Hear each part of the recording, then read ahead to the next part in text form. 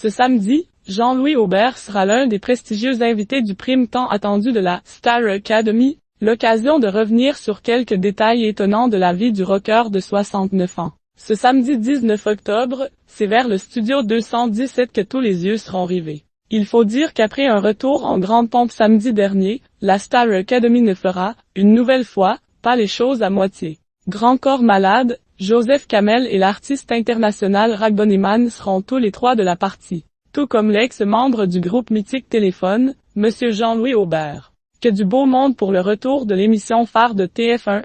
Jean-Louis Aubert de retour sur le devant de la scène à la Star Academy. L'ancien acolyte de Louis Bertignac sera donc l'un des prestigieux invités du deuxième prime de la Star Academy saison 12. Sur le plateau de Nikos Aliaga, il interprétera deux de ses tubes en compagnie de plusieurs nouveaux académiciens, Alter Ego et Ça c'est vraiment toi. L'occasion pour les fans du chanteur de 69 ans, membre d'un des plus grands groupes de rock français, de le retrouver plus en forme que jamais. Il vient de publier un nouvel album intitulé Pas fini. Ce petit audit, dans lequel vivait Jean-Louis Aubert un retour en grande pompe pour celui qui a dû subir une opération du cœur en 2020, qui se fait plutôt discret à la télévision.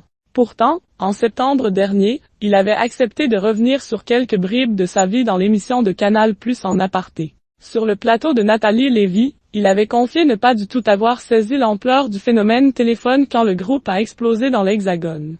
Pire encore, Jean-Louis Aubert a expliqué que cette période de sa vie avait été l'une des plus solitaires et qu'il vivait alors comme s'il n'avait jamais connu aucun succès. À la fin de Téléphone, je continuais d'avancer mais j'étais pratiquement encore un petit clochard. Je ne me rendais pas compte du succès, avait-il alors avoué. Avant de conclure, je vivais dans un petit Audi à Gare de l'Est, à Paris, NDLR.